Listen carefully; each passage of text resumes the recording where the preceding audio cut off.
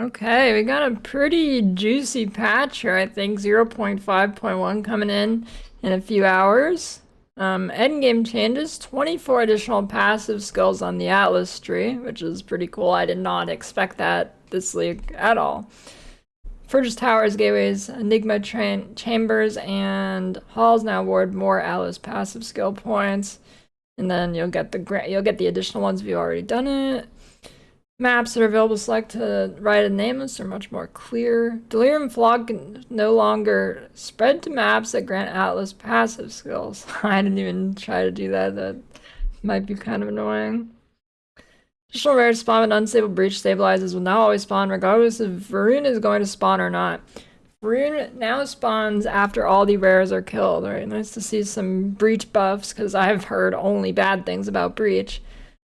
So, breach monster density now correctly increases the number of monsters in the breach. This now stacks additively with pack size. Relevant descriptions will be updated in a future patch. So, hopefully now breach feels a little better after those. Summoning circles added to maps, now described as containing a single summoning circle of multiple reactivation runes. Reactivation runes now describe what they do and have been easier to notice. Yeah, I never really know what those did. Does it reactivate the summoning circle? I don't know. I just skipped those. They drop me nothing. There's now a checkpoint besides summoning circle. And reactivation runes that are far will create a checkpoint when they're activated to allow easy navigation back. Yeah, I guess that's what they do. Probably still not going to click it because I feel like summoning circle stuff gives me next to nothing. So.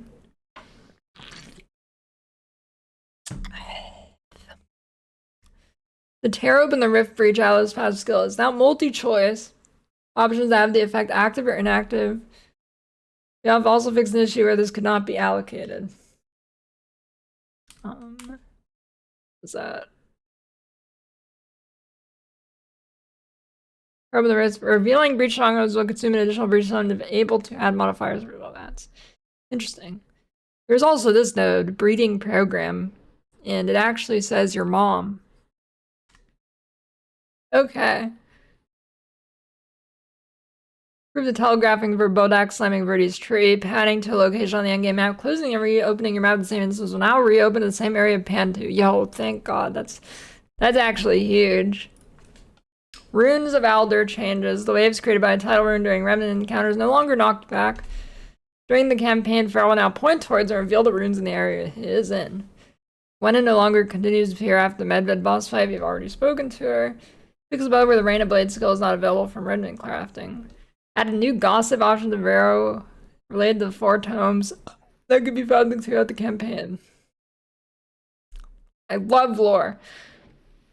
New lineage gem at Ziri's Communion. 40 new elemental passives near jewel spots, mainly around Sork, Witch, and Druid areas of passive tree. So around up here and here.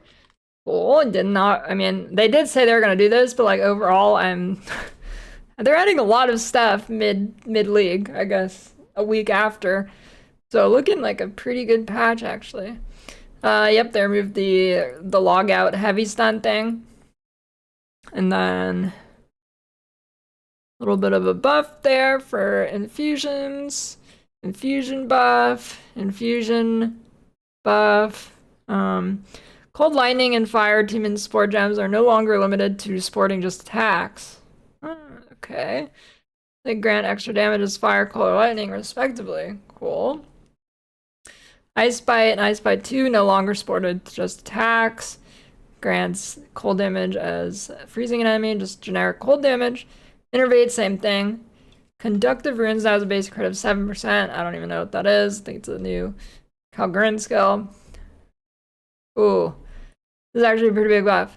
Reputation's cooldown no longer recovers while the buff is active. If you don't know what that is, it's a Giga OP skill. It's it gives you 100% block, and you can see it's recharging while the buff is still going.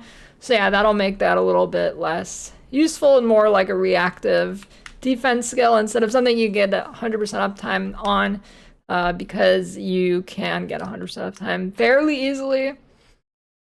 And then Repulsion's triggered wave now has a base crit of 6%. What is it? What is it right now? Repulsion? Where is repulsion. I guess I can check it here. I don't know if that's good or bad. Wait, I might have one. Nope. Whatever. The acolyte of Chyula's Archon of Chyula no longer disables you from dealing elemental damage while active. Religious eternal life passive skill no longer prevents life reservation. Wait. Is that the one I think it is? I don't know things by name in this game. Wait. Eternal life. Let's open PoB here. Is your life cannot change while you have energy shield. No longer prevents life regen. Wait. Oh, no. Reservation. Can't read. No longer prevents life reservation. That could be pretty cool. That is pretty good, I think. That's a pretty good buff. Moat buff stacks from Gemling now persist between non-town or hideout areas. The benefits granted to socketed skills by Gemling Legionnaires Advanced Thaumaturgy are now only shown when holding Alt on the skill. And then fixed a handful of issues. Quality on Mirage Archer and Artillery Ballista is now functional. Seismic High, Forge, Hammer, and Chill Wall now displayed the quality benefits that they provide. Stampede does 20% more AoE. Fixed above were explosive grenades, stormlands, and plasma blasts were gaining 1 less projectile from quality than intended. Runemaster's revered vestments now give 15 increased ES recharge. Previously 15 damage taken from hits bypass ES if energy shield is below half. Max number of Resium infusions that you can have is now equal to the maximum number of any single type of elemental infusion you have. That is actually a buff for the Cold Djinn build, taking like these. So I guess you can have up to 4 of those for the Cold Djinn now, pretty easily. Cool. Emergent Instinct Ancient Augment Rune now grants 5% of max life regen if you have used a command skill recently when socketing gloves. Previously recovered 10% of life over 2 seconds when you use a command skill. That is pretty good. General changes. This is a pretty beefy patch. Elite Abyss monsters have had their damage, loot, and experience lowered, while also having much more significantly reducing the amount of life they have. Oh, loot nerf. I guess how much is the question. Lightning Tendrils used by Shepherd of the Pit now deal 70% less damage. Constant damage wave after a hive fortress starts collapsing no longer knocks you down while sprinting. Oh, that's pretty annoying. I didn't even think about that. Yeah, after you finish the big hive sky fortress thing for breach, you can't sprint. Skills that are unusable because you don't have enough divinity are now graded out correctly. Rana the Meat Carver now deals 28% less damage and 20% less life. Defeating Captain Heartland and Journey's End now spawns the portal back to Freya while the Dark Mist quest is active. Ancestral tattoos and Hall of the Dead are easier to find. Ability to display monster mods to combine modifiers above 8 instead of saying X other modifiers. Keywords on Strombox world labels no longer interactable until you hold the advanced description bind Alt. Update the visual style of keyword underlines. Added a button to open the PoE trade site of the mark panel and play with the controller. Added pseudo-stat summaries and pseudo-stat sorting items to the market search when playing with the controller. Bugs, I'll just skim this real fast and see if there's anything crazy. Fixed bugs from regular maps spawning more frequently than intended. Now, I haven't really noticed that actually. I feel like it's pretty varied. I wonder which maps it was. Let's see. Fix an issue. The monster level is a burning monolith, origin tower, runes of King's March with their below and blah blah blah. Could be increased 82 before you kill the quest version of the fight with your own quest fragment.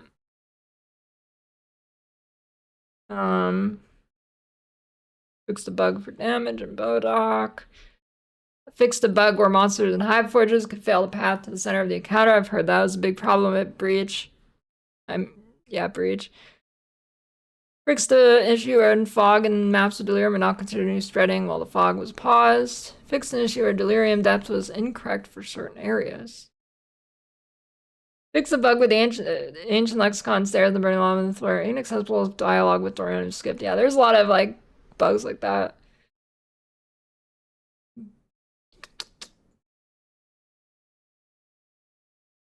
Oh, here's a big one.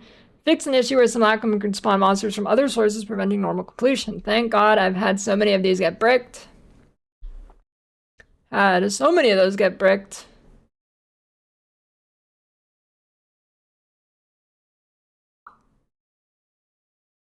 Fix a bug where the attack damage added as physical extra phys damage modifiers when some are not functioning unless the glove also had an attack gain as extra lightning damage modifier.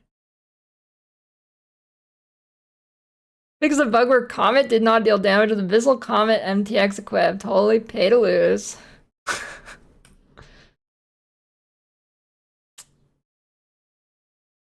Fix a bug where loading screens are ending before loading had finished.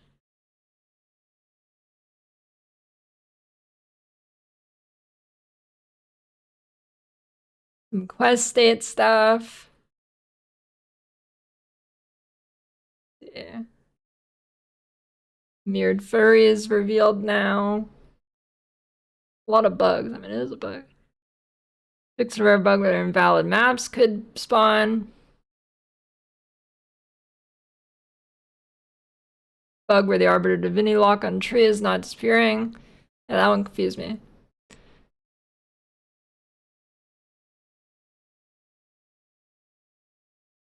Fix a bug where item alert filters were controlled by sound effects volume sliders have item filter alert.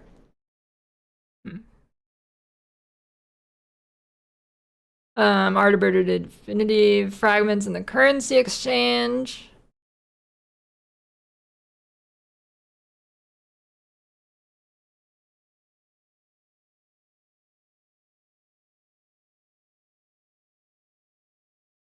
And then the rest is just minor stuff, so. Yeah, that is actually a really juicy patch. Looking good, actually, looking good.